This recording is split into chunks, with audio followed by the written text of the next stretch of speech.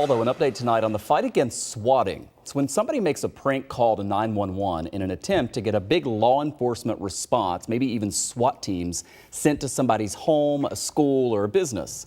It's extremely dangerous. It's even resulted in some deaths in the United States. Now, U.S. Senator Chuck Schumer says he's worked to help create a new FBI database focused on this. It's the new National Swatting Virtual Command Center.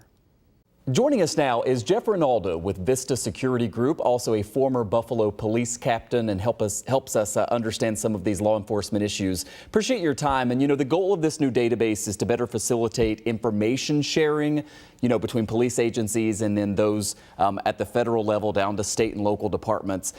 Before we get into what else maybe needs to be done here, how important do you think this is to at least set up that line of communication? Thank you. It's actually extremely important. Law enforcement works in the fact that different agencies can share information with one another, so that if somebody's committing a crime in Buffalo and committing the same crime in Kenmore, it's important that both those agencies are aware of that fact, and then they can coordinate their resources to attempt to apprehend a suspect. So it's a very important first step in attempting to address these swatting incidents. Yeah, you talk about it being a first step. Can you walk us through why these are such difficult investigations, especially for smaller police departments, and maybe what else we should see down the road federally in order to help local departments with these? Sure. I think what we've seen on a national scale is the fact that these incidents can have tragic consequences where people can be injured or killed. So it is a serious crime. Let alone the financial disruption that occurs to institutions that are subjected to these things, or for schools, the time of lost instruction, things of that nature. So they are sometimes difficult investigations. It requires a lot of resources from a local police department to issue subpoenas to attempt to track down who was responsible for making these calls, whether they came in via computer or via cell phone, and where those phones happen to actually make the call from. A lot of times they're made from out-of-state locations. It is not a local person that makes these calls. So it makes the reach for a local police department difficult at times to actually make an arrest and hold somebody accountable for these actions. Do you think Congress needs to actually change the law at a federal level, since, as you mentioned, so often these aren't really local crimes? They really cross so many different jurisdictions. And then, they often target schools. We've seen so many instances of that over the past couple of years, and it causes big problems. Do you think we as a country, and especially Congress, need to be doing more on this?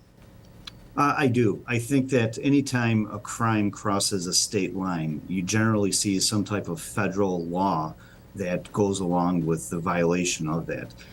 As I said, these crimes often are committed from out of the area people, and really with all of the issues and the dangers that have happened at schools, when these things are targeting schools with the attempt to either cause a delay, a disruption, or potentially have somebody get injured, I think you should see some type of federal enforcement action so that the severity of this can be addressed appropriately. Before I run out of time, you mentioned that we've seen horrible consequences of this type of prank across the country. How fortunate are we, considering how many of these there have been and the danger that exists, that we haven't seen something tragic here locally? We're very fortunate. Thankfully, police departments have started to train officers in terms of responding to these. I know that 9/11 call takers have began getting training in terms of how to really try to identify whether or not a call is an actual call or could potentially be a swatting. But really, it comes down to the men and women from the different police departments in terms of how they use their training, their experience in responding to these calls, and what they're experiencing when they get on scene to help make those decisions as to whether or not this call is an actual crime in progress or a prank. Good to know that that's happening. Jeff Rinaldo, former Buffalo police captain, now a partner with Vista Security Group. Thanks for your time, sir. Have a great weekend. Thank you. You too, Michael.